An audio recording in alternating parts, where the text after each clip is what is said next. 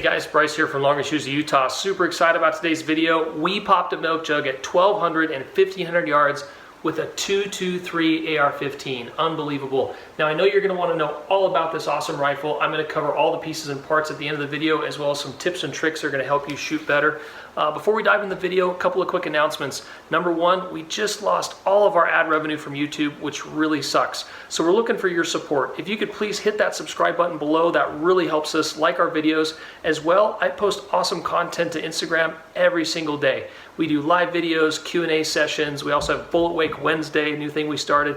Please go and follow us at Long Range Shoes of Utah on Instagram, as well as on Facebook, and like our page. If you want to support us, another great way to do it is to go to longrangeshoesofutah.com and pick up some of our awesome swag. We've got some really cool new t-shirts. These guys here, they've got our Run Your Bolt Not Your Mouth slogan on the back. Also, we have decals, hats, patches, and a lot of the awesome shooting accessories we review on the channel. We sell those right on the website.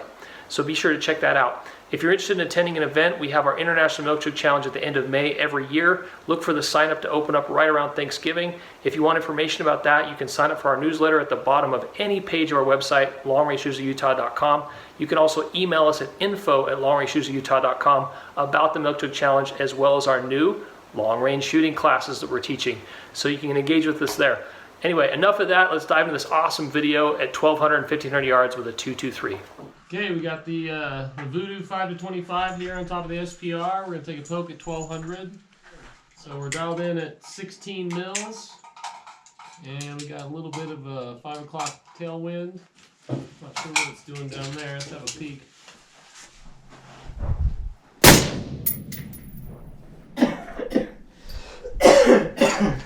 No call. Of course, no call. Yeah, on the 12. Let's double check and make sure we're all 16 here. Yep. There's 10. Are we taking 16. turns? Nope. No, this is just Bryce. Alright. Alright, so I'm going to go dead on this time. I'm going to go bottom of jug and see if we can see it. It's on infinity. There you go. I've just never seen a cool liver. So we were about Hey, guys. 2/10 low. And what about a mil left? Alright, let's try this. Oh, just a little high.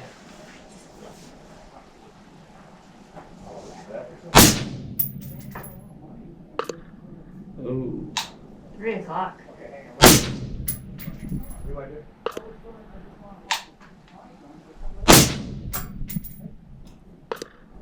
Oh.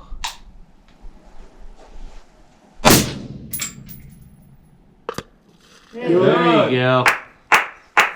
Got her. Nice. What shot was that? That was, so there's 2 left in the mag, 1 in the chamber, so that was shot 7. Very nice. Shot 7, 1,200 yards with a 223. I'll take it.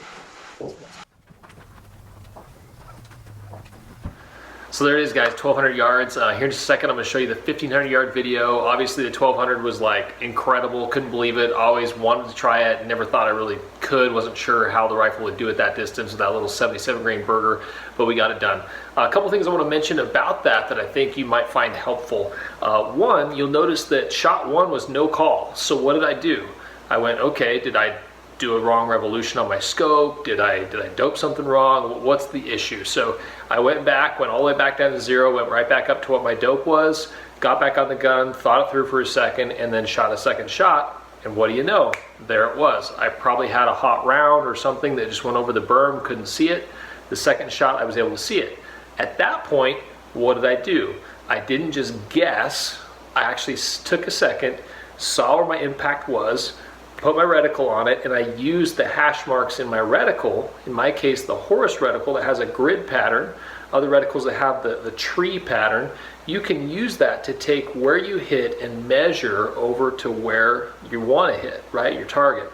So then I didn't just take a guess, I knew exactly that it was 1 mil to the right, so I went and held that correction. Which brings me to another point, I didn't dial the correction. Never dial the wind. The only time you should ever dial wind is if you've got an insane wind and you're having to hold clear over on the side of your reticle, because the wind changes too often. By the time you dial it, it's probably going to change. Second thing is oftentimes guys dial it the wrong direction. They don't dial that windage knob enough to know which way is which, and having to look around there is kind of a pain in the butt. So just hold it. It makes a lot more sense in your brain, much easier to do, a lot less likelihood of screwing it up. Also, right after that, third shot was like within inches, fourth shot within inches, fifth shot was in inches. I mean, all those shots could have hit that jug. They were so close. So I didn't make a big correction. I just kind of let the group work itself out.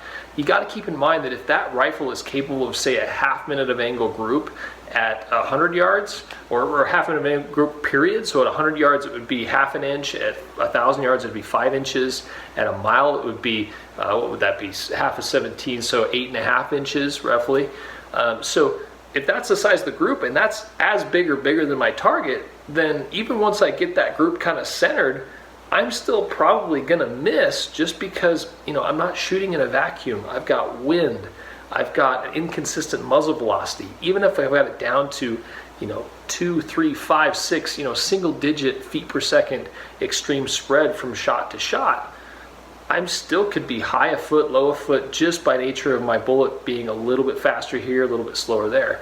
So once I knew that I was right in there, I just kept sending them at that same thing and making very small, if any, correction at all. And you also notice that my spotter, he mentioned, I think this is on the 15 area video, he mentions, oh, that one, you had, all of them were great elevation, you had one that was really low. Just ignore that one. Just throw that out. That's an outlier. Don't think about it, because that's probably just one bad round or something went wonky that caused that to happen. The other thing is the trigger control. If you watch my finger, I'm like, click, right? It's all the way back, and I keep it there. I don't flip my finger forward. So many guys I watch in the Milk Jug Challenge will do this number. They'll slap the trigger. They don't even know they're doing it. They might have a good squeeze, but they flip their finger forward. You gotta stay calm, you gotta stay relaxed and follow through on that trigger. Hold it back. If you'll notice in the video, I take forever to let the reset out, and when I do it just as slow and easy as I do when I'm squeezing the trigger. When I'm squeezing that trigger, I'm focusing 100% on my target and keeping that rifle still. If I know that my rifle is dialed in to hit a particular point that I'm aiming at, then all I gotta do to hit that point is squeeze the trigger without moving the gun, and it's gonna hit where I want it to hit. So you gotta focus on trigger control and get really good at being able to actuate that trigger, squeeze that trigger without moving your gun. And after it goes off, you hold your finger back, wait, watch your bullet fly to the target, make your correction, then release. Anyway, let's get on to the 1,500 yard video. If you thought that one was cool, this one is gonna blow your mind. We hit the plate multiple times. Amazing, check it out. 7, and we'll go 2 mils.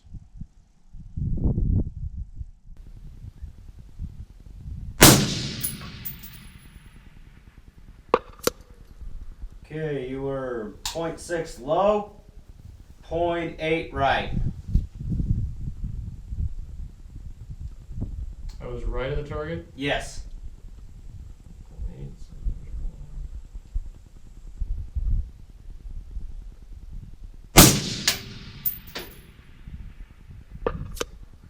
Ooh. Yeah. 1.2 right. Good elevation.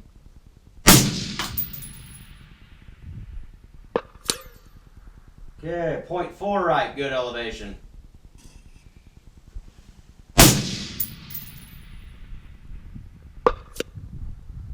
.1 left. Good elevation.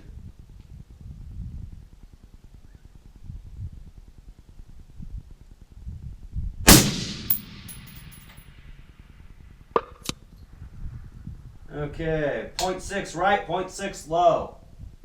I disregard your elevation. You've been consistent.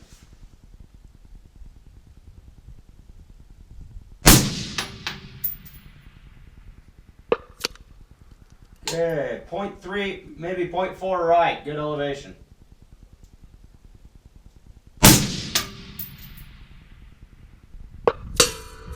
Backer.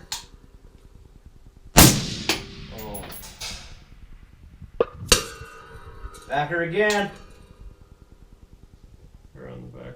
Your first backer was 3 o'clock, an inch off the jug. Second backer was 6 o'clock, just at the bottom edge of the backer.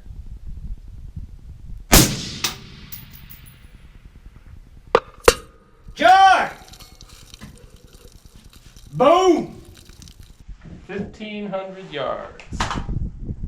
And it was the 8th shot. Those last 3 were all on backer. You hit 3 o'clock an inch off the jug, 6 o'clock about 4 inches under, and then jug. Oh. 223 at 1,500. That is pretty awesome. Yeah.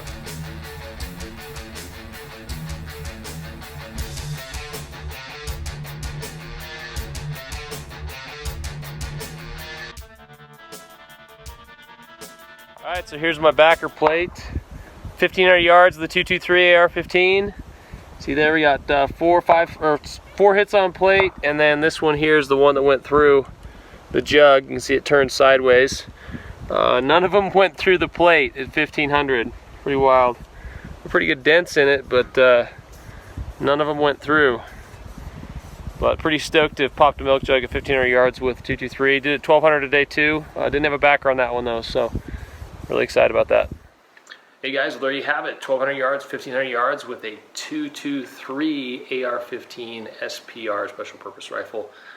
So hope you enjoyed the video. Please, if you did, hit the like button, subscribe to our channel, follow us on Instagram and Facebook, check out our swag, our cool shirts, stickers, and stuff at LRSUutah.com. I'll take a second here to talk a little bit about the rifle. Starting from the rear, we've got a Luth AR stock. I love that it has adjustable cheek piece. That's a must if you're going to do precision long-range shooting, having that consistent eye relief and lining up with your scope every single time. All about consistency if you're trying to achieve precision. You got to do the same things over and over. Adjustable length of pull, super lightweight and not very expensive, like 125 bucks. Really awesome stock. Inside of here, I've got a JP silent capture spring, which is basically a pneumatic buffer instead of having just a spring. Makes it super quiet, super smooth. It's so smooth, so nice, and it's super dirty right now. So that's kind of one of the key things I never go without. I've got a extreme hardcore gear bubble level. Any bubble level will do. This one just happens to be kind of hidden under here. But you gotta have a bubble level. If you haven't watched my video yet about why every rifle needs a bubble level, it's probably my best video I've ever made. It really proves the point that you've got to have a bubble level if you're gonna be dialing for elevation and trying to shoot long range. If you don't believe me, think about archery. If you shoot a bow, I know you've got a bubble level inside of your, your pins there, your sight. So absolutely makes sense that if you're going to be adjusting for elevation, if you're canted, you're adjusting to the side, your elevation is becoming windage. Not the way to go. So watch that video. A couple key things. I've got a billet upper and lower by Mega Arms. Mega Arms no longer exists, but they do make the same set by Grey Ghost Precision. They make the same set. I've got a Radian Raptor charging handle on the back here. Makes it really nice to get a hold of the charging handle when you've got an optic, which kind of takes up a lot of space. So that's a must-have. Noveske 45-degree safety. It's not really necessary, but it's kind of cool. The Geissele SSA-E trigger is critical. Having a great trigger is really important. Really helps you stay on and shoot good, precise groups. It's got about a 2-pound break, I think. I think the first stage is 2 pounds, second is a pound, something like that. Inside I've got a Fail Zero BCG.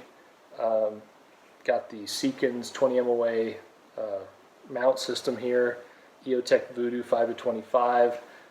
This is an awesome little optic. I also like the SWFA 3-15, which I used to have on here as a great scope. This one's a little more expensive, but definitely worth the extra money. Has the Horus H59 grid reticle in there. Got a throw lever built in. It's got a zero stop built in. It's illuminated. Really an awesome, compact, sweet little optic. I wouldn't say that it's going to hang up there with your high-end Night Forces. I noticed when I had it at max magnification, and I had max parallax, max magnification, maxed out the elevation turret. I mean, I pushed this thing to the absolute maximum. I was getting a little bit of fuzziness or distortion around the outside edges of the scope, but I was shooting in the evening too. But other than that, for everything else, when you're not maxing it out, this is an awesome, awesome little scope. I want to thank them for sponsoring our event. On the front here, we've got kind of the secret sauce, this barrel. It's an 18-inch SPR barrel, 1-in-7 twist. We've got a Noveske 16.7-inch NSR handguard. Love that thing, very slim profile. And then we've got a Silencer Co. Omega suppressor on the front. So I think that's about it for this rifle. Hope you enjoyed the video. Once again, hit the like button, subscribe. Be sure to check us out on Instagram and pick up some of our awesome swag from LongRangeShootOfUtah.com.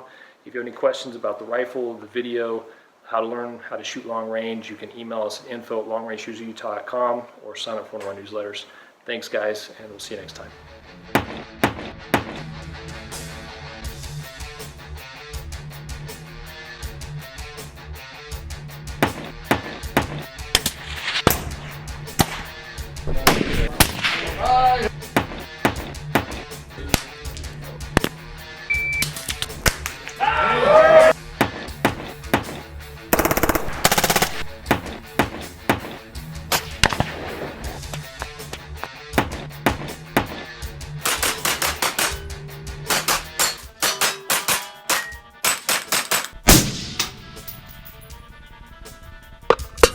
Jugs!